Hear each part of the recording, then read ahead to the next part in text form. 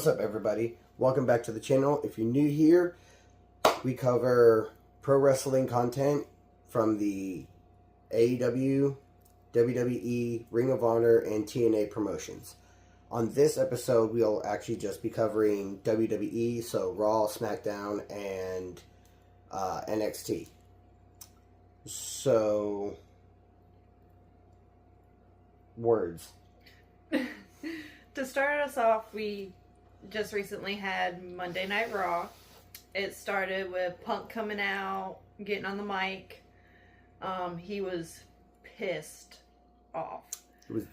It was great. He went after The Rock, John. Didn't he mention something about Drew? Yeah, he mentioned a little bit of Drew, but then he got to Seth. And as soon as he got to Seth came out and they fucking brawled. Hold on. So, the vibe of that whole opening segment with Punk felt like old Punk when he did the whole pipe bomb thing. Where, you know, he sat there cross-legged on the ramp and just blasted everybody. Straight up same vibes. But as she was saying, she brought up Seth, and then he mentioned something about Becky Lynch, which, as y'all probably know, Seth Rollins and Becky Lynch are married. They have a daughter together, and she kind of stepped away. She's doing her book tour and everything like that. But Punk mentions Becky, like, you need to catch your man or some shit like that. And then, boom, here comes Seth Rollins. His music hits. He comes walking down the ramp. Didn't even fully get down the ramp. Oh, yeah, no. CM Punk met him. As soon as Seth's music hit, Punk jumped down off the announcer's table and started hauling ass around the ring, met him on the ramp, and they just started going to town. Straight like fist. Actually, technically, I want to say that, if I remember correctly, Punk actually met him on the stage, not even on the ramp. Yeah. Like, he hadn't even made it to the ramp yet. Exactly. And they just started brawling. Security out there trying to break it up. The officials, which, if you've been watching wrestling long enough, you'll actually recognize some of the official people like that wear the suits. You have, like, Gregory Helms, a.k.a. the Hurricane. You've got Kenny Dykstra, who's part of Spirit Squad. You got Jason Jordan, who his in-ring career didn't really last too long, but he's a behind-the-scenes guy now. Jamie Noble. I'm trying to think who else. Other than Adam Pearce, because we see him all the time. I don't remember. I think those are the main four that usually come out. Yeah. So, you've got all of them. You got security. You got refs out there trying to break it up. And I want to say that whole brawl lasted a good 10 minutes. 10, 15 minutes. They'd separate them. One would get loose from the people who was holding that person back and jump and just keep fighting. Oh, it was such a great opening segment. Because, again, y'all probably already know, Seth and Punk genuinely hate each other. They may have respect for each other as far as their talent in the ring, but they genuinely hate each other. So, like, when those two get in the ring together, I'm pretty sure there's quite a few hits that they're not pulling their punches on. Like, they got them to the back, and they were taking them down the same freaking hallway, and they still managed to get to each other and brawl. Which, kind of dumb on their part. Like, why are you going to take them down the same area? But like, Adam Pearce was like, you know what? You want this match so bad? You, Punk, final time in this steel cage next week. So, yep. Definitely looking for that. Oh, yeah. Forward to that, because that's going to be fire. Their time in the Elimination Chamber against each other, it was great, but with 4 other participants in there, they couldn't hash it out like they really wanted to. Oh, no. So now we get them in a steel cage, one-on-one, mano-y-mano, next week on Raw. Just like CM Punk did with Drew. Is he gonna finish Is he everything? gonna finish his story? Is he gonna finish it and still cage like he did with Drew McIntyre? We're gonna find out next week. I'm hoping so, because as entertaining as it is, we are hitting that point where it's starting to get old. You know? Yeah. So hopefully this will be the point where they kind of squash the beef, even though backstage they'll still probably curse each other out and not say shit to each other, unless it deals with, hey, this is what's going on work-wise, you know? But that was the opening segment. That was grade A. Grade A storytelling. After that, what did we have? We had Gunther versus Otis. Okay. Gunther versus Otis. I get where they were going with this because Gunther last week faced Tozawa, and Gunther ended up putting Tozawa in the chokehold, I think, after the match was done.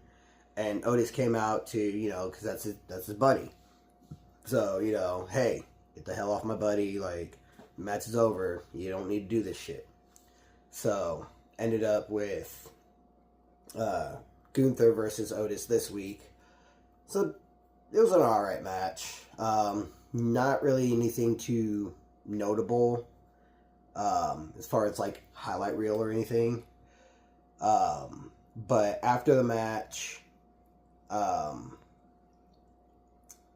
Gunther puts Otis in the chokehold submission move that he's got, and like won't let it go. Tozawa ended up at a certain point jumping on his back to try to, hey, get off of him, you know, whatever.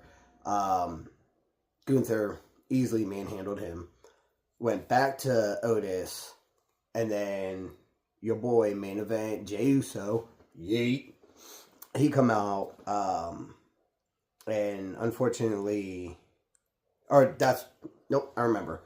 So he came out, he gets the upper hand against Gunther, and then for whatever god fucking reason, A-Town Down Under come out and attack Jay. Jay handles both of them because they're chumps, and honestly, easy fight. Then Gunther comes up behind him, puts him in the chokehold, and basically makes him pass out.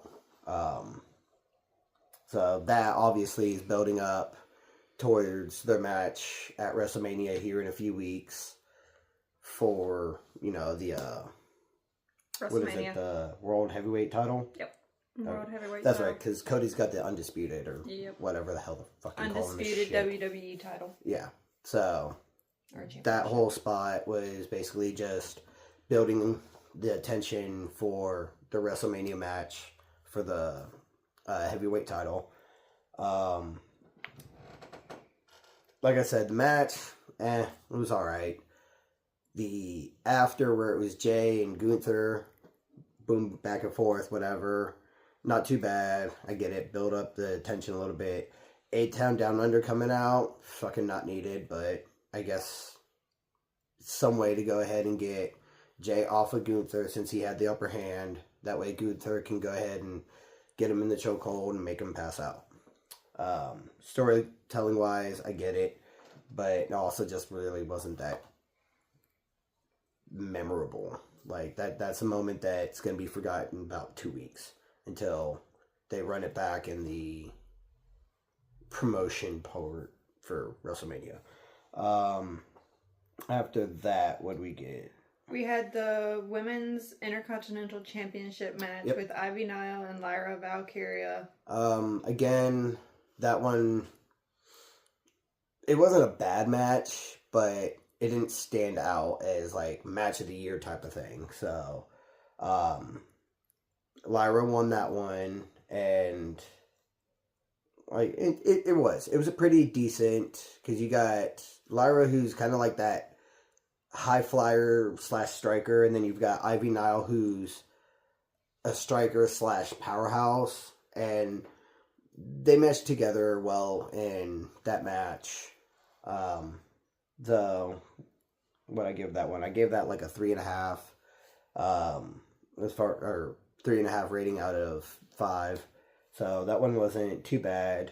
Lyra won, retained the IC or the women's IC title. After that, we had the War Raiders versus American Made for the tag team titles. Definitely had some more highlights compared to the last two matches. Because as you know, War Raiders, those two big guys, American Made, the Creed brothers, they're by no means small guys either, but the amount of top rope moves that were performed by both teams, like, that was peak. I love seeing wrestlers who don't look like they should be able to do a move successfully perform a move. So for American Made and War Raiders to both be doing top rope moves with their size in consideration, that was pretty good. I'd say as far as Monday Night Raw, that was probably the match of the night, just because you've got them really doing some crazy athletic stuff. But the War Raiders retained their titles, which Chad Gable, whenever he comes back, is not going to be happy about the fact that Ivy Nile and the Creed brothers both lost their championship opportunities on the same night. Speaking of Chad, they did show a vignette or a video promo where he's searching for the guy that Dom suggested he go talk to, and some old dude just hands him a box, takes like... To learn the ways of Lucha Libre, he has to become Lucha Libre. Yes. We're assuming it's a mask, but we don't know yet. I feel like they're gonna push the storyline to Chad has to become a luchador. You know, so what's in that box? Because they showed him reach into it, and right before he pulls his hand out of the box, they cut the video. So you don't see what was in the box. Yeah. But with what she said, the whole, the old dude told Chad Gable that to become, or to beat the luchador, you have to become the luchador. Yeah, whatever the hell that was. With that being said, and the size of the box was probably about that big. You know, it wasn't a big box. So I'm pretty sure that it was a lucha mask. But, alright, cool. We'll see where the story goes. Exactly. Like, I really... And if it builds up to anything worth a damn? Yeah. Like, you know, because Chad Gable, a.k.a. Shorty G, has never really had storylines that actually did anything except for his feud with the Wyatt Six.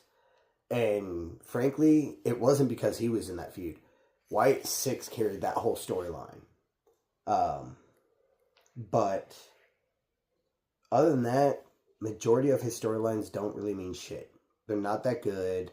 And I'm going to put that more on WWE's booking versus Chad Gable. Because Chad Gable has some good in-ring ability. Yeah. He's the next Kurt Angle. Exactly. So I'm not downing...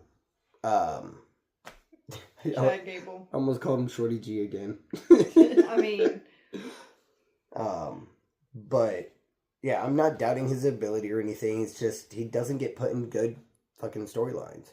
Like, when it was him and Jason Jordan. Yeah. Like, that didn't really do too well, but...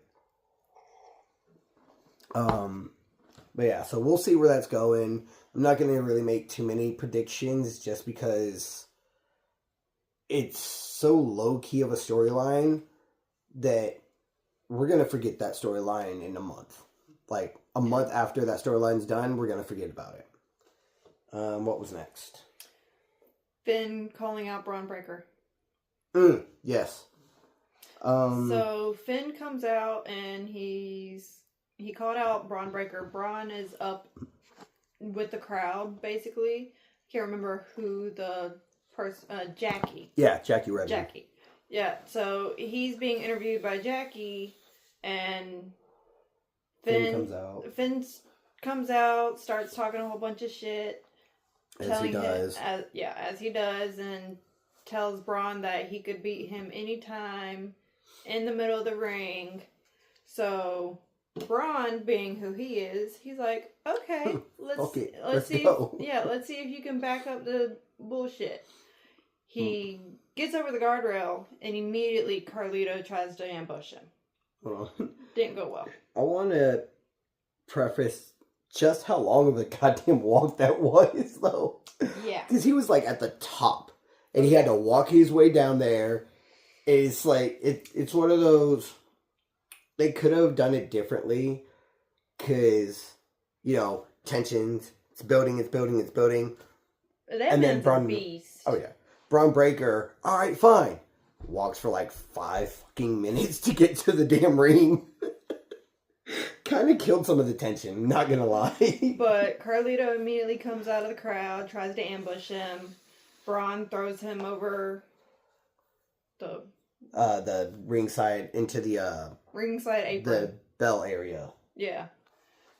And Braun then turns around, finds Dominic, does a, what is that throw? Throwaway slam. Okay, yeah. Throwaway slam on Dominic, and then gets in the ring with Finn. And they start going at it.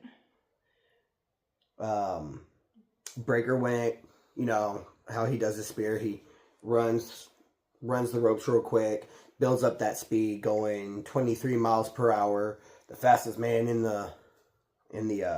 between the ropes, as Michael Cole likes to say. But before he could actually hit the spear, Dom pulls Finn out of the ring, basically saves his ass yet again. And at that point, you see Carlito kind of in the background, getting up. Breaker gets out of the ring, looks back, notices it, looks at Finn, does one of these, and then just hauls ass around the ring and just spears this man in half. Oh my god. That man has such a vicious fucking spear. Like, we had a whole conversation of, like, different people's spears and, like, who had devastating spears and who's kind of lacked. You know, you've got Edge. Edge isn't a big guy. Like, he may be tall, but he's not a bulky guy. He had an amazing spear. Jey Uso, I love you, Jay. Yeet. I love you, Jay, but sometimes your spears kind of lack a little bit of power to it. Yeah. Other times, perfect. You know, we had Batista spear, Goldberg, until Roman. He got older and it seemed like he could breathe a freaking what's it called? A concussion into existence. Seriously. That's why he does the jackhammer a little bit more often, I think. Okay, so instead of him doing a spear and breathing a freaking concussion into existence, he screws up a jackhammer and gives the Undertaker a concussion. Am I wrong, though? No. Then we have Roman Reigns with his spear. Yeah. Like, the spear is such a great move, but there's certain people who, when they hit that spear, you can't help but just go, oh, my back hurts. Like, ow. Braun Breaker's spear makes me feel pain every time I see it. He folded that man in half. Yeah. And just turned around and smiled at Finn and Dom. Oh, yeah. And then does the... You know, like... There's going to be something great there with Finn and Braun. Oh, yeah. Which I honestly wasn't calling, because I thought that we were going to have Breaker versus AJ. Yeah. For the title. But AJ is going to be calling out Maverick dumbass next week. Logan, fuck twat, Paul. Yeah. Bro, like, Seriously. Logan, fuck off. Please, fuck off. I have very few things in life that don't have you in it. And now you Okay. take my wrestling. I say this. Fuck you, Logan, but your in-ring ability. Shut up. The fact that he knows what he's doing in ring. The fact that he picked it up as a part-timer So fucking quickly. But I'm pretty sure he also trains outside of the ring anyway. Oh, yeah. So That and, him and his brother Jake both have boxing experience. But fuck you, Logan Paul. Fuck you, you're a dick twat. I appreciate the in-ring ability, but again, fuck you. Yeah. I still want to fight you. Like... Don't be stupid. No. Fuck this. I'll fight him. MMA, boxing. He got a titanium hand. And I don't have shit in my hand. I mean, yes, but fucking titanium. He knocks everybody out with one fucking punch. I don't care. You'd be knocked out on your ass. Moving right along.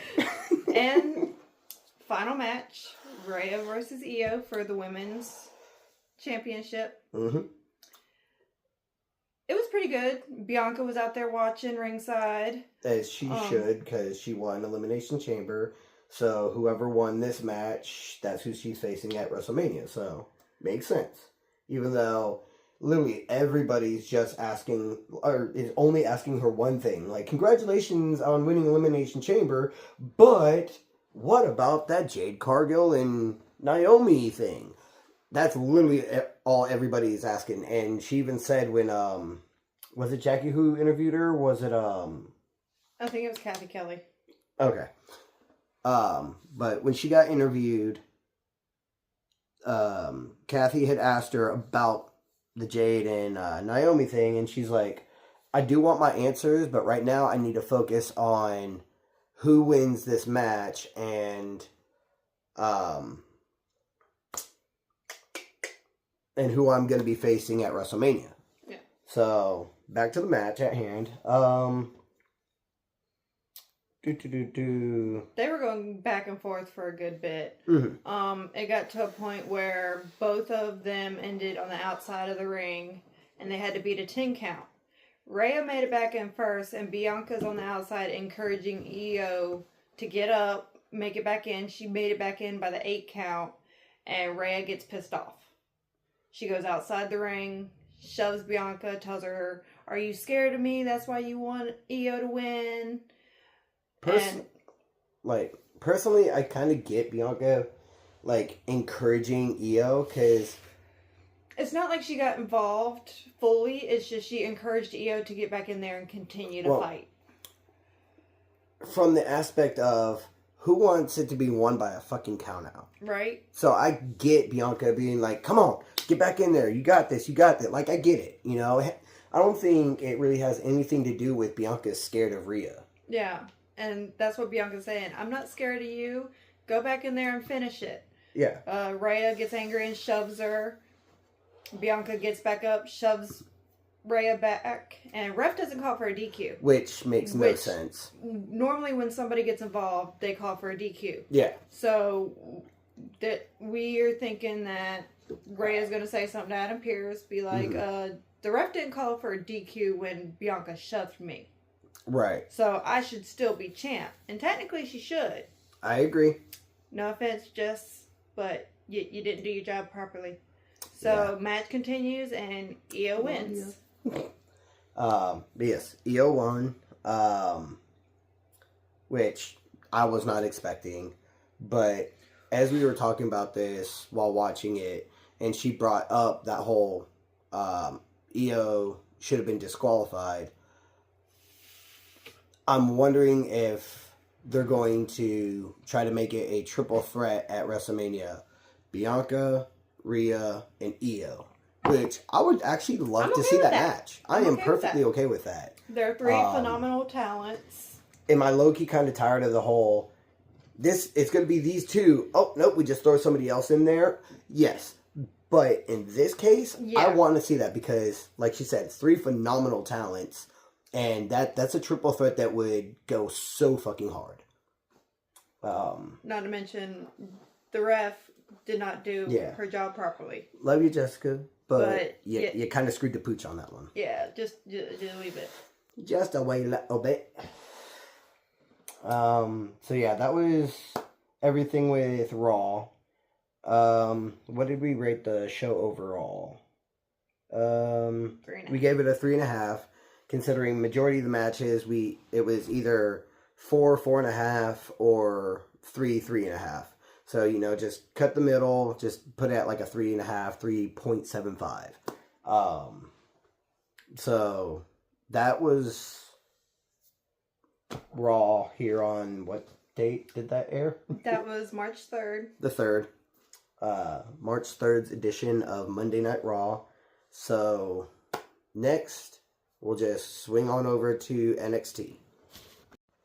Alright, thank you, Finn and Everly, for our recap of Monday Night Raw. We are now about to cover Tuesday night's NXT on March the 4th. So, I see you over there trying not to laugh. Okay, so to start that one off, I really wish we didn't have this person in the first match because she is so annoying. Oh, yeah. Chelsea Green. Chelsea and Piper. Hold on. The only person who can pull that off perfectly is Samantha. We miss you, Samantha. I know you over here trying to focus on your music career and this and that and the third, and we miss you. Being married to the baldy on AEW who... You got a compliment from Swerve. Yeah. We'll actually recap that on our AEW video. We miss you. But yes, we miss you. Great. Much love. But on that note... No, not done with that. Yes. Because, she was one of the best... I get that. Announcers that we ever fucking had. Stay on that. We're not going to get through the video. I don't care. Yes. It was Chelsea and Piper versus Sol Ruka and Zarya. Which? Chelsea got her nose busted, so. There ended up being a mishap between Piper and Chelsea where Piper landed on Chelsea. Oof. Again. Opens an opportunity for Zarya to slam Piper onto Green. Low-key, that's kind of a impressive feat. Because not on some body shaming type shit, but Piper's a big girl.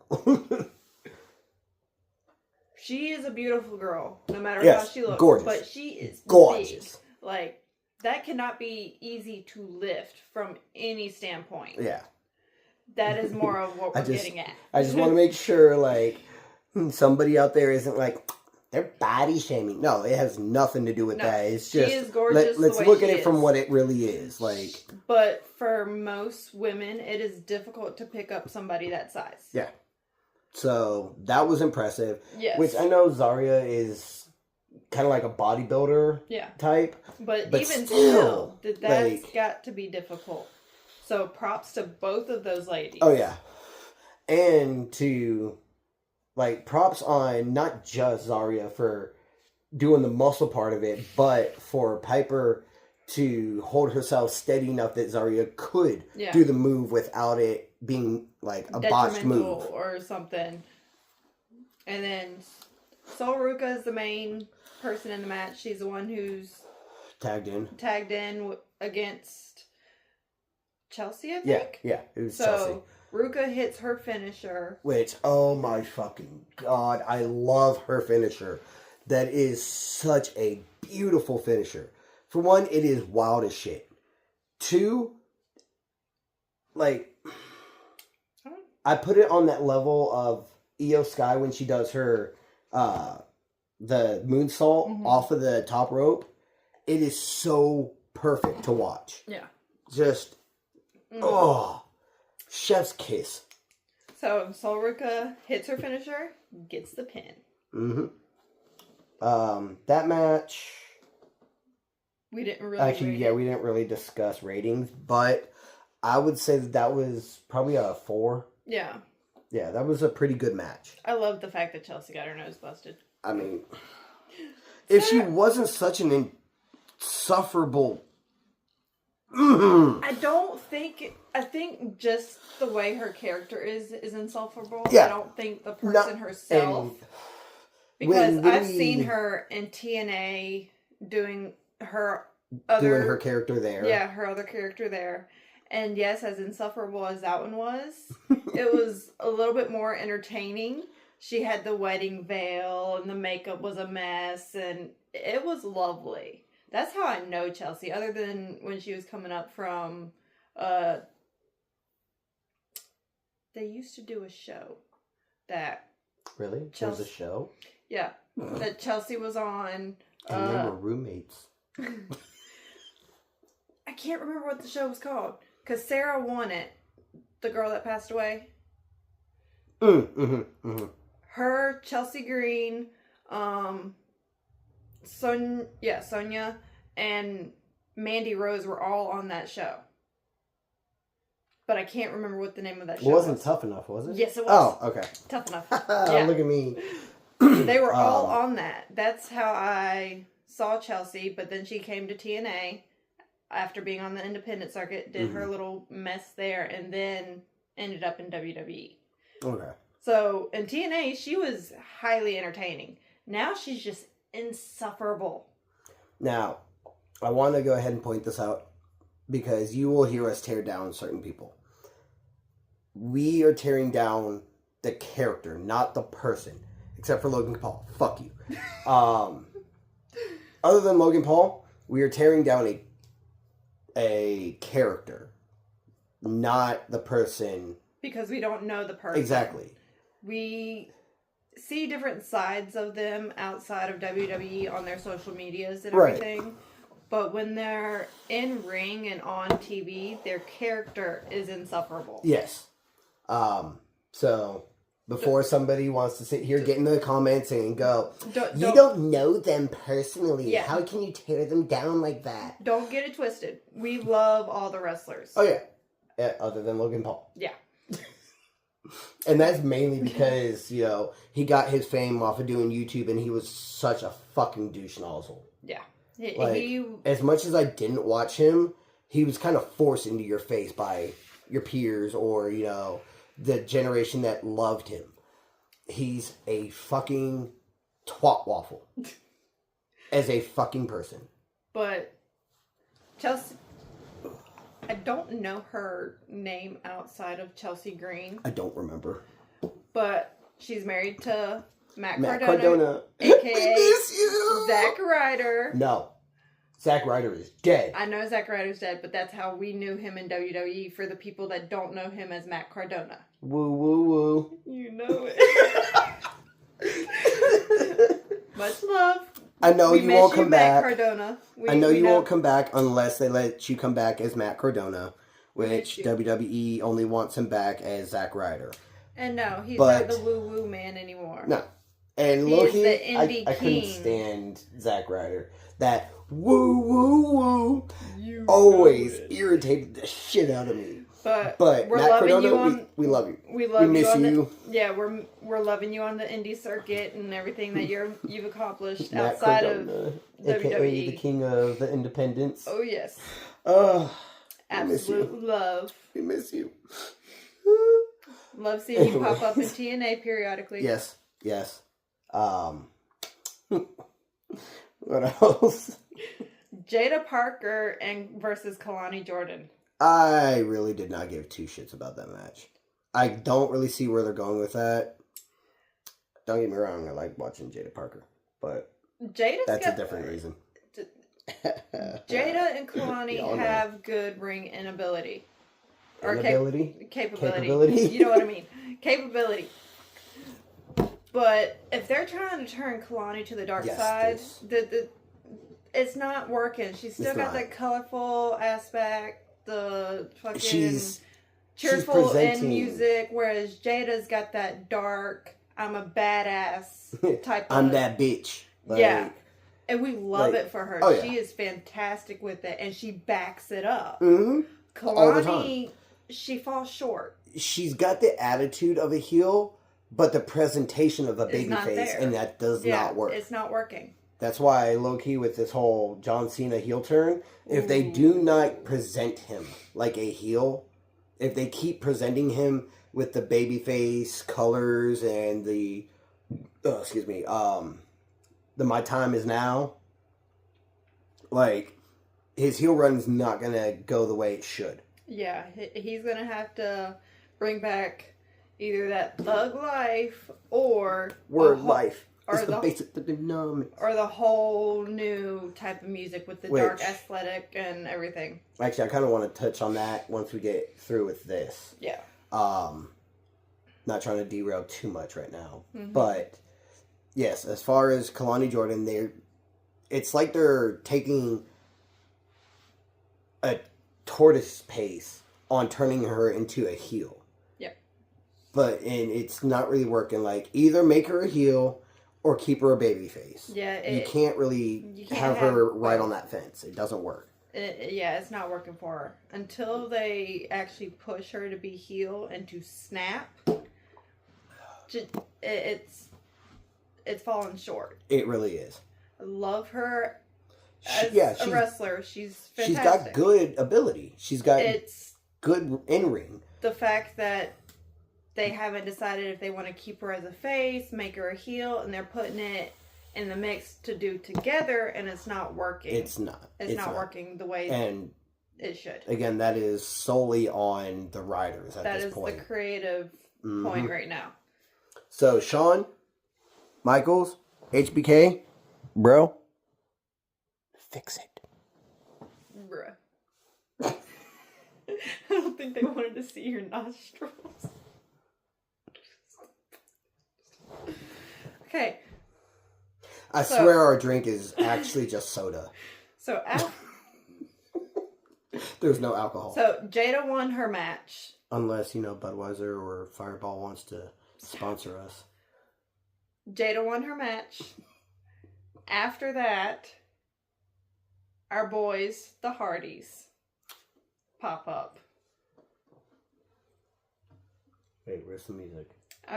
We've been watching them since they first come into WWE. Yes. Like, we've seen their careers go up, some of it go down. I literally had it was like 4 or 5 disc Hardy Boy documentary thing. My sister Katie had a crush on Jeff. I wanted to be Jeff, okay? You know his McDonald's order is a Big Mac? I've known that for fucking years. This moment brought to you by what the fuck? His McDonald's order years ago used to be strictly the Big Mac. We looked that shit up because we went to McDonald's all the time, and because of the fact that we watched wrestling and Katie was so infatuated with him, we looked up his McDonald's order and it was Big Mac.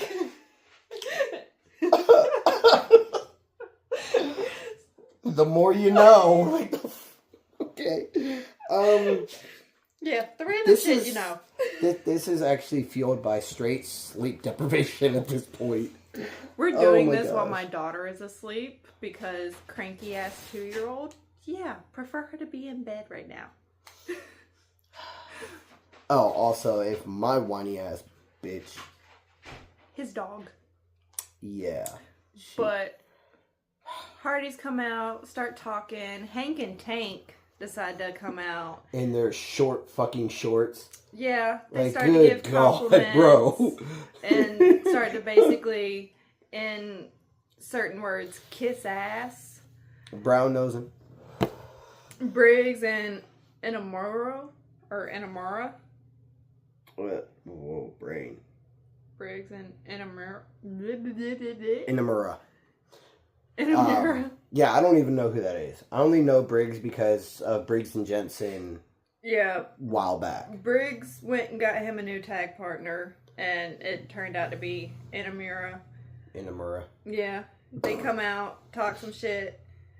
Hank and Tank yell, "Let's get extreme," and do a double dive through the ring ropes onto them, and then they continue to brawl to the back. Yes, and then so that left Matt and Jeff just in the ring, kind of watching them brawl. Matt gets back on the mic and goes, Fraxium. I knew you'd Yeah. come. I knew you'd come. They turn around and Fraxium's just standing behind them. It's like, wait, yo. For one, where the fuck did y'all come from? For two, how did y'all know without turning around? Right. But, whatever. I mean, they've been in the business. They're not stupid at that point. Oh, one more thing. Delete! So, the Hardys turn around. They do a small promo for their match at Roadblock. Yeah. Which are for the TNA titles. The first time in history that the TNA tag team titles will be defended on NXT or WWE grounds. Yep. I can't say the first time a TNA title in general. Yeah. Because so the tag titles, because we had the X Division. Moose versus King. Yeah.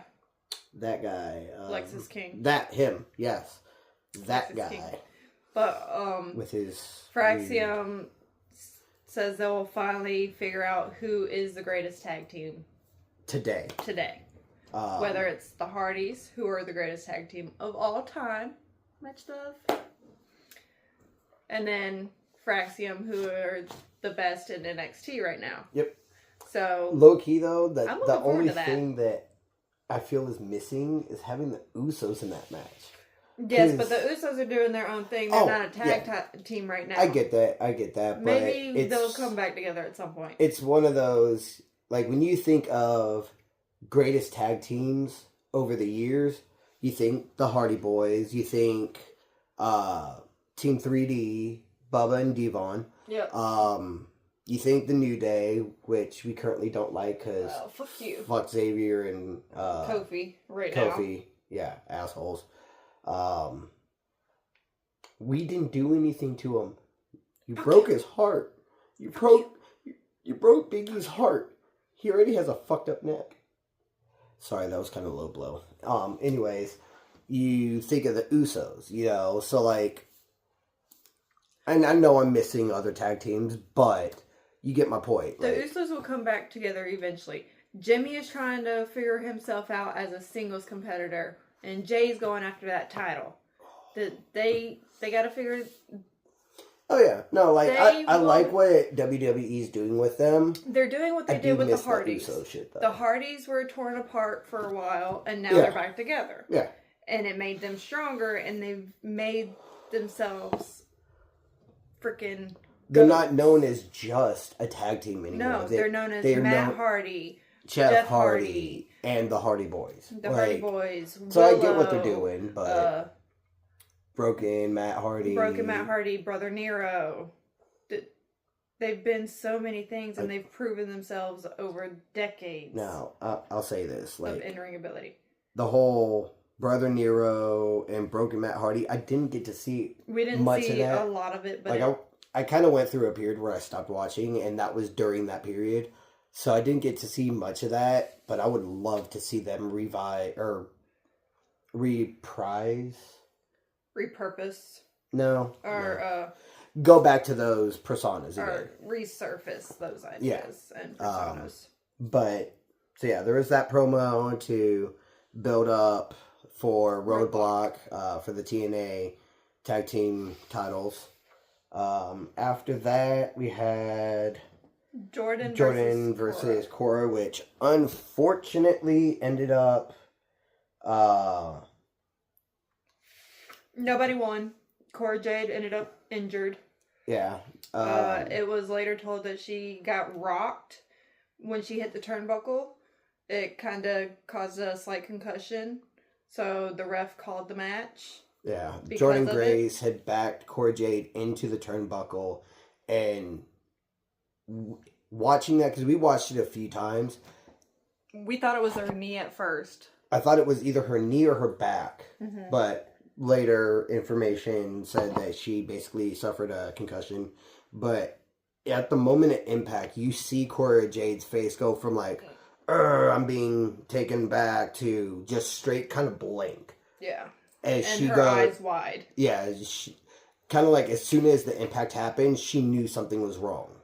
And at that point, the ref backed Jordan Grace off. He threw up the X. Doctor came in, and they just called the match at that point for safety reasons, which is understandable.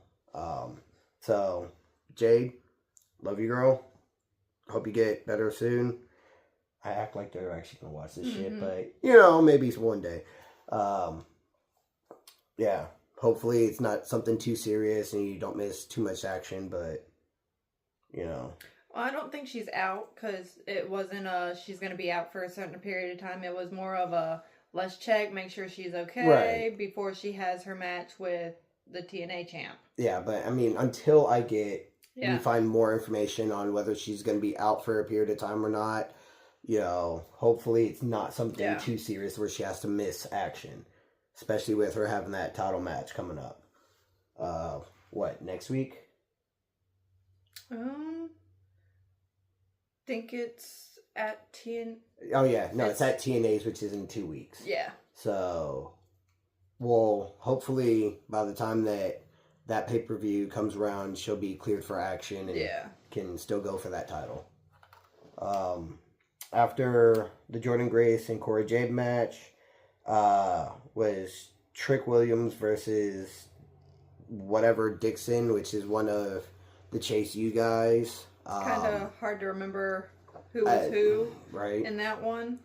But the match starts and Trick hits Dixon with a trick shot right after the opening bell. First move. Knocks him out. Continues to hit him a few more times. And the ref ground and calls pound style for the match stoppage. So Trick automatically won because the ref called the match. Because of what happened after that, that was storyline wise, not an actual incident. Yeah. So pretty much after the 2.5 second match that they had, Trick gets a mic, calls out Eddie Thorpe. Eddie Thorpe shows up in the crowd, where that little stage area is on NXT, and they go back and forth. Yo mama this, yo mama that, whatever. The bullshit talk that they do to each other, and it's coming down to Trick versus Eddie in a underground match in 2 weeks. So, yep. I'd say it was a decent show. We rated that a 3? Yeah. I think we rated that that. The whole show is a 3. Mm-hmm. Yeah. Other than, a spot here or a spot there, it really wasn't. I'll say this. NXT, if y'all have been watching NXT long enough, you know that there's been 3 phases to NXT. There's the black and gold, which was the OG NXT. Then there was the NXT 2.0 with all the bright color, tie-dye looking ass shit. And then there's the current iteration of NXT where it was, they call it the black and silver. Mm-hmm. The 2.0 and the black and silver ain't got shit on the OG black and gold. Black and gold had Sami Zayn, fucking Kevin Owens, Becky Lynch, Charlotte, Bailey, Sasha. Fuck Charlotte, by the way. Bailey, Sasha, Adam Cole, in the whole Undisputed Era. Yeah. That was peak to me. It gave a rougher edge to WWE that we were missing from Raw and SmackDown. Now, with the whole black and silver, it's kind of like they've just fit in with that whole PG. We're trying to tone everything down and pull back on the aggression, which, I'm sorry, let's be honest, we love the aggression. That's why we're watching pro fucking wrestling. Right. So when y'all try and tone it down and do more storyline versus the action, we miss it. I'm not saying we got to go back to Ric Flair type shit, being busted open every damn match, or the match between Eddie Guerrero and JBL, where Eddie's face by the end of that match was literally from forehead to like neck, nothing but blood. I'm not saying we got to go that far again, but we do miss that like ruthless aggression shit. Yeah. So again, as far as NXT showing this week on March 4th, yeah, I'd rate it a 3. The people, they did their best that they can, but there's just some areas where they're kind of lacking. So, on that note, on to SmackDown. I'm kidding. We still have one more match to cover. Oh, sleep deprivation. After the whole trick thing, they show a video of Roxanne attacking Jordan in the back. Didn't go much further from there, but there is going to be a match.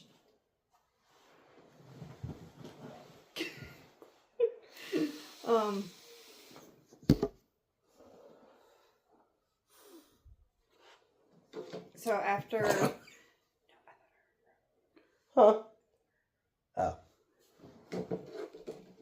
So after the little promo, it goes to Tony D versus Shawn Spears for the NXT North American title. Sorry. Yes. Tony D, Shawn Spears, North American Championship. Pretty good match. Honestly, that one might have been the match of the night. Yeah. Between the teams, while Tony D and Shawn Spears are doing their match, all hell broke loose between the respective teams. The family and Shawn Spears is whatever the fuck they're calling themselves. So the girls went against each other, the guys started duking it out outside the ring. One of the guys on Shawn Spears' team and Stax ended up in the ring. Stax knocks, the other guy over the top rope. The ref kind of pulls him, hey, get out of the ring, get out of the ring, get out of the ring.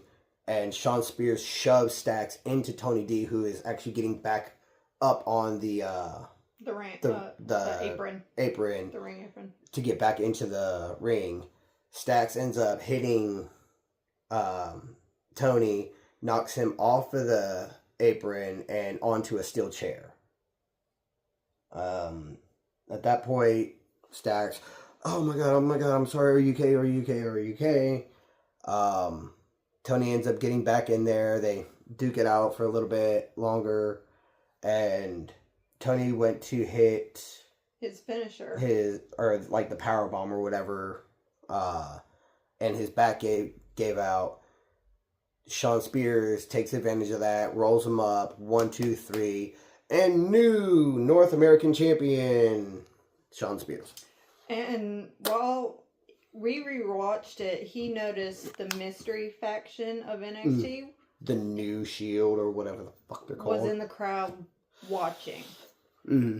We're not sure many people noticed that little goose egg or whatever. Easter egg? Yeah, that. A goose egg is a bump on the head. Well, I don't... You know what? Easter egg. Sleep. What is that? But, so, on that note. Now, over to SmackDown. Alright, so now for SmackDown's coverage. This was March 7th edition of SmackDown. And it opened up with Randy Orton coming out. As you know, he returned at Elimination Chamber. Stopped Kevin Owens from further beating the absolute dog shit out of Sami Zayn. So he comes out to address the WWE Universe. Cut a pretty good promo. In the short of it, saying that he's got a short list of people he would call friends over his, 20-something year career or whatever. Yeah. And he's starting to hear the voices in his head again. I hear voices in my head again. And he's starting to like it. Yeah. And... You miss that side of him. Yes, absolutely. So, talk shit about Kevin Owens and how Kevin Owens isn't doing something that's better for business or anything. He's acting out of jealousy, which is why he had taken himself out, or Kevin had taken Randy out. Kevin had taken Sammy out. Kevin had taken Cody Rhodes out, just because he's jealous at the level that they're at and that he's not there, whatever. And pretty much closes his promo with everybody's going to remember that Pat McAfee is only the second best punter in the WWE. AKA, he's bringing the punt kick back. So, been waiting on that shit. After that, we see Tiffany with fucking Nick Aldis in the back, and Chelsea and Piper pop up. Chelsea's of course complaining, yada yada yada, and Tiffany tells them both to shut up, and decides that she wants a match with Piper. And Chelsea says, no, I need her in my corner for the street fight. Nick's like, Piper works for me in WWE, not you. So we are going to have this match. So next was Tiffany versus Piper Niven. Tiffany won. Charlotte attacks Tiffany from behind, chops her at the knee, and puts Tiffany in the figure eight to build up towards WrestleMania. Further proving the fact that she can't do anything that her daddy didn't do first. Yeah. Fuck Charlotte.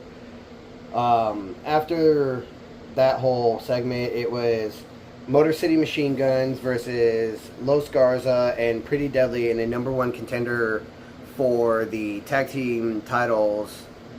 That DIY currently hold. Yes. And then we also found out that next week it will be DIY versus Street Profits for the tag team titles. And then whoever wins that goes to face the winner of this triple threat tag team match for number one contendership. Which, surprisingly and unfortunately, Pretty Deadly wins. But yeah. Which we talked about it a little bit while watching it. I have no problem with Pretty Deadly's in-ring abilities. I just hate their fucking characters. The outfits, the music. The yes boy shit. It's just so off-putting. It sucks. It reminds me so much better if they weren't trying to bum off of Breezango. Yeah, that's literally the vibe that I get. Is just a more modern version of Breezango without the dancing. Yeah, so we all know WWE likes to revamp on their old past stories. Shit. So that's exactly how I feel about Pretty Deadly. Good in ring, but please, for the love of God, change their goddamn personas. Yeah. After that match, though, it was Bianca coming out to address the whole Jade returning at Elimination Chamber and attacking Naomi. Bianca says some words about how she wants to be happy that she won Elimination Chamber and is going to main event WrestleMania, but she can't really be focused on that completely with two of her best friends fighting with each other right now. She's so confused, she's hurt, she doesn't know what's going on. Naomi won't answer her back, Jade won't answer her back. So she finally, because she knows Naomi is there, she calls Naomi out. Naomi comes out almost reluctantly, but she comes out. She's got this like bedazzled fucking neck brace on. Bianca starts asking her questions. Naomi deflecting time and time again, trying not to answer the question of did you fucking attack Jade? And she starts bawling and crying and everything, and Bianca finally just grabs her and yells at her to stop and tells her it's a yes or no. And Naomi finally admits she attacked Jade, but she says she did it for Bianca. Yeah. For them. Which is why you have a whole bunch of the whole the meme of Rikishi resurfacing. I did it for The Rock. Because, I did it for you. I did it for you, Bianca. Bianca gets emotional and she tells Naomi they're done and walks away. Naomi goes and yells at her, tells Bianca to talk to her, and then calls her Don't do this, B. ungrateful Don't do bitch. Yeah. Bianca just stops in her tracks on the way up the ramp, and we see Jade arrive in the back. We'll just pause this for a second. All right, we're back after that interlude, little dance party. But we see Jade on screen arriving in the back. She comes out. Now, I noticed this when they came out. Their outfits were switched. Now Bianca and Naomi are in black outfits and Jade's in white. Mm-hmm. Whereas Elimination Chamber, Jade's in black, Naomi and Bianca are in white. Yeah. So we're kind of questioning what's going on there. Like, if Jade's being a heel, why are Bianca and Naomi both in black? I think there's more to the story than just Naomi did I did it for Bianca. So I'm pretty sure Bianca is the one who was calling the shots. Because while, yes, when we see that Jade was attacked, Bianca was in the middle of a match, Naomi finally comes clean and says, yes, I did it. I feel like Bianca was pulling the strings. Had Naomi do it because she's threatened by Jade, because when you look at the women's division, the only real powerhouse that you have on SmackDown is Bianca. Then Jade comes out of nowhere. Well, out of nowhere. And you've got another powerhouse. Yep. So she's threatened by the fact that Jade is a powerhouse just like she is. So I feel down the line, we're going to see Bianca say something about how she orchestrated this whole thing, and it'll set up a match for Jade and Bianca at maybe Bad Blood. Yeah, possibly. So that's where I feel like that might be going. I could be wrong, or I could be spot on like I am a lot of the time. But Jade arrives, she comes out, she sees Bianca headed towards the back. She kind of just looks at her, and Bianca kind of just backs up with kind of the sadness in her face, and she's like, Naomi tries to get away. I do want to point out something. I was flipping through Facebook, and somebody had pointed out the fact that Jade's look towards Bianca wasn't that of, do you mind? It was more of a, I'll handle your ass later. Yeah. Kind of a look. So that could be, we're going to talk about what the fuck happened, or it could be Jade isn't sure if Bianca is behind it, or if she's innocent in this and wants to figure that shit out later and say Bianca is behind some of this shit, then, you know, Jade gonna beat the shit out of Bianca. Yeah. Which I've been wanting to see since Jade debuted in WWE. I wanted to see Bianca versus Jade, but then they put them in a tag team, and I'm like, well, fucking great.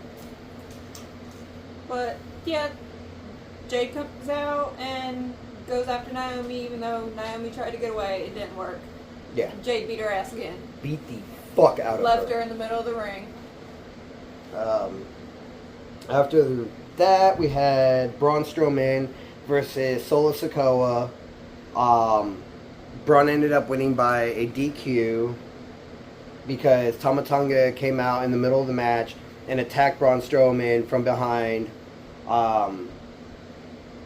Braun takes out Tonga, and then Jacob's music hits, which, Jacob, that's my boy.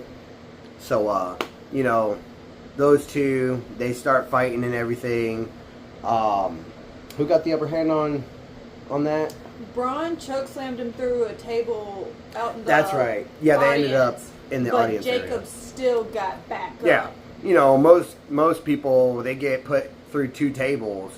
They're done. You know, Jacob literally, he was stumbly, but he was still back on his feet again. So I'm ready to see Jacob versus Braun in something more than just a one-on-one match. I want to see like a street fight or something like that. Because honestly, I feel like that's the only way that feud is actually going to end, is if they put it with some Extreme Rules type shit. Yeah. So once that was finished, we had Chelsea versus Michin in a street fight for the women's U.S. Speaking of street championship. fight.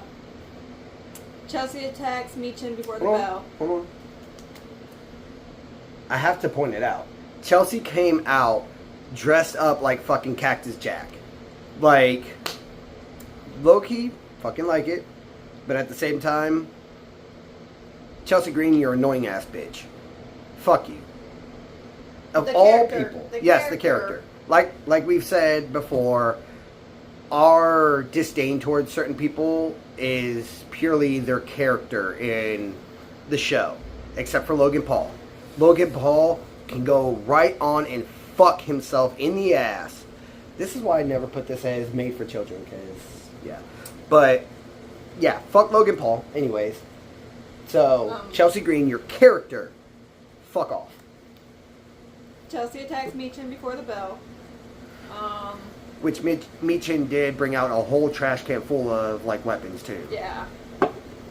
Piper Niven, of course, gets involved to try and help Chelsea. B-Fab comes out to even the odds and runs Piper off with a kendo stick. And just when we think Michin might win this and get the title shot that she... Not title shot, but actually hold gold, which she fucking deserves. Somebody decides to return. Yep, somebody comes out with the hood, you know, you can't see who it is, and did she actually hit Michin, or did she just cause a distraction? She hit Michin. Okay, so she attacks Michin, excuse me, Chelsea takes advantage of that, wins the match, lo and behold, who is it? Alba Fire. Yep, and she's doing the whole salute like So she's Piper on Niven does. Chelsea Green's little entourage. Yep. As Which Secret Service. Which Chelsea's been saying that they need more people. Like, she's been telling Piper Niven that they need more people to have her back. So here we go. We got another person. Honestly, I hate it because I love Alba Fire. I loved her and Dawn together, but you know they released Dawn, so they needed something to do with Alba Fire, and this is what they chose to do. We'll see where it goes. Yeah. Next. Cody's in-ring promo after Elimination Chamber. Yeah, addressing the whole John Cena heel turn and The Rock and all that shit. Yeah, he is not happy. I wouldn't be either. The fuck? And he's got a hell of a bruise. Mm-hmm. He had to tell his 4-year-old that he walked into a door. I'm sorry. It says later he'll explain when she's older and can understand. I'm going to say this, and it's not a joking matter, even though I'm laughing. But the fact that he used the standard, like, domestic abuse line, it's kind of fucked. Like, Yeah. don't get me wrong, I'm not making jokes about domestic abuse because it's not funny. No. But the fact that he sat here, he was like, you know what? I'm going to just say that I walked into a wall or got hit by a door or whatever. It's kind of fucking stupid. Yeah, it wasn't the best way to go about it, but I can understand. Trying I to get it. explain something like that to a 4-year-old is extremely Trying to sit here and difficult. go, you know, John Cena turned his back on me and beat the absolute dog piss out of me. And then Travis Scott blew out my eardrum for a Yeah, little bit. like, because if you look, Travis Scott did not hold back on that side, just Which- straight. I saw something earlier saying that Triple H was filing a restraining order against Travis Scott. But don't know how real it is, but yeah. That might be kayfabe, but that could also be, I don't know. Yeah, we don't know. Woo! Just You didn't something tell me else. about that. Yeah, I forgot. Shit. But yeah, so Cody cuts his promo. He's pissed the fuck off. He's ready to take out everybody that has any dealings with The Rock and John Cena type shit. My hand hurts now. So yeah, after Cody's promo, it was Drew versus Jimmy again. Drew won. Again. Drew goes to leave, but decides to go back to Jimmy to kind of do some more Do what damage. Drew does. But Damien, who was attacked earlier in the night by Drew, pops out and attacks him. Yeah, which Gets his little lick back. I was calling them putting those two in a feud. before elimination. a week ago, Yeah. like when everybody came out on last week's SmackDown, and you had Drew and Damian talking shit to each other before everybody else came out. I was like, they're gonna put those two in a feud. Yep. And then seeing how Damian eliminated Drew at in the Elimination Chamber match just kind of sealed the deal. So I Yep. knew that there was going to be something between those two this week. They might go further and make it a WrestleMania thing. Don't know yet. I'd be fine with that, actually. And final match of the night, LA Knight versus Yeah. Shinsuke for the men's U.S. Championship. Yes. There was some pretty good moments in that match. It was pretty much yes, there was a good spot in that match. But majority of the match was, as you'd expect from two, like, mid-tier superstars. It just kind of, not going to lie, I did not pay attention to most of that match. Like, I struggled to pay attention to that match. It wasn't until, like, near the last 5 minutes or so of the 10 match. minutes of the match that stuff really started popping off between them. Literally, our whole highlight note is in the last 5 minutes. So they both end up outside of the ring. Shinsuke goes to use a steel chair, and LA catches it. LA goes to use it, and Ref Robinson catches him, so he just kind of tosses it to the side. Shinsuke takes advantage of the distraction and throws Knight back into the ring. Tries to grab the steel chair again. Goes to use it, and Robinson stops him again. Shinsuke gets in Robinson's face. LA goes to attack him, and Shinsuke moves, and LA almost hits Robinson. So Shinsuke takes advantage of that and tries to hit LA with the mist, but LA dodges that, and he ends up hitting Robinson with the mist, which So- takes him out as the ref. Yep. He's rolling around on the ground. Oh, my face, ah, my face. Yep. So LA tries to go for a roll up, but no ref. Yeah, so, hits the roll up, normal, 1, 2, 3, whatever, but no, this time, because Charles Robinson is down, hits the roll up, nothing. LA realizes, kind of looks at Robinson and is like, shit, what do I do? Shinsuke gets back up, hits LA with a spinning kick, followed by a Scorpio Rising drop kick. Yes, which is resemblant to the axe kick that Booker T used to do, but instead of your opponent up on his legs doubled over, your opponent is down on his knees. He's got one knee up, one on the mat, and you use their knee that's higher up to push yourself off and then deliver the drop kick. So I've actually never seen that move. Really fucking liked it. Robinson is still down, so Shinsuke goes back for the chair. LA ends up in the corner, and Shinsuke goes to hit Knight with the chair. Knight kicks the chair into Nakamura and hits the BFT on Nakamura as the second ref finally comes down. So when he hit that BFT, it actually put Nakamura into said chair that's still in the ring, which, amplifies the effect of the move. Yeah. So as he hits that, you see Knight, he kind of looks up at the ramp, sees a ref coming, so he starts getting into the pin position. The second ref comes in, 1, 2, 3, and your new United States champion, LA Knight. Yeah! But yeah, so that was pretty much the whole show for SmackDown for this week. Overall, I'd say it was a 4. 4.5, Yeah. being gracious. There was a good couple notes or spots throughout the night. Mainly just kind of we're continuing on certain stories, or we're building up new rivalries since we just had Elimination Chamber. Normally, that first week after a major pay-per-view always seems to kind of be a little bit dull, but this one was actually pretty good. Other than they constantly rehashing what happened at Elimination Chamber every like. Oh my god! Between every fucking match, they recap the fucking John Cena heel turn.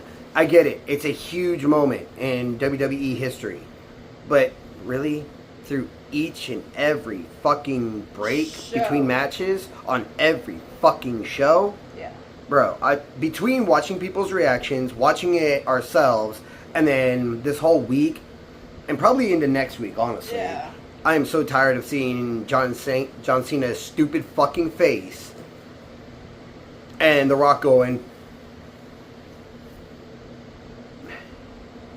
Like, I am so fucking sick and tired of seeing that shit. Like, again, I get it. Huge moment in WWE history. Fuck! Y'all playing that shit out excessively. Yeah. But, other than that, pretty good show for this week. This video we're actually putting up the day that we're recording this clip. Just because by the time that we got done watching SmackDown last night, we were way too damn tired to try to focus on recording it. It was like 6 o'clock in the morning. Yeah, it was 6 o'clock in the morning because I worked last night. So, anyways, piece this together, upload this. We'll have a upload tomorrow for AEW since Collision is tonight. Yep. I uploaded our TNA review yesterday, so if you haven't seen that, go check it out. Also, go check out our TikTok page that we just created to coincide with this channel.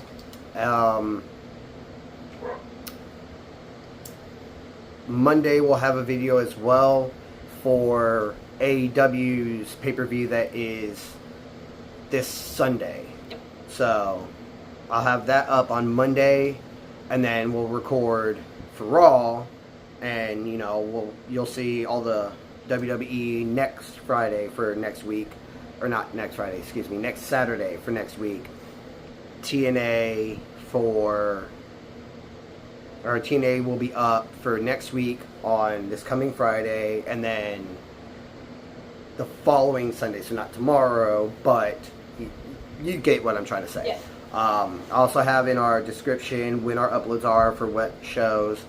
We tried watching Ring of Honor, and I'm going to be honest, I don't know if we're going to cover that, because we struggled so hard trying to get through a match, let alone the whole pay-per-view, or not pay-per-view, the whole show. The whole show is a lot more slow paced, and with the way our minds work and everything, we like the faster pace is more eye-catching, and the storytelling's a hell of a lot better. But with Ring of Honor, we just didn't see that. We'll give it a few more weeks, We'll keep trying to see where it goes, but as of right now, we're struggling to get into it. But we'll let you know what we decide as far as Ring of Honor goes, whether we'll cover that or not. If we don't start doing Ring of Honor, I think what we should do with our TNA videos is just cover any other news that we've seen, like people who are free agents, just kind of the rumor stuff going around the pro wrestling world. That way, there's a little extra content on our TNA videos. It's just that one show and their pay-per-views. Right, so it's not as long to go through, whereas WWE, you have 3 different shows, a whole bunch of different storylines, a whole bunch of different pay-per-views. Mm-hmm. Same with AEW, 2 different shows, pay-per-views. Those will be a little longer compared to TNA, because it's just one show, one pay-per-view. Versus many other things. Yeah. As always, comment down below. Tell us what you like. Tell us what you think we could improve on. Hit that like button. Share this to your other wrestling buddies. And we'll see you guys in the next one.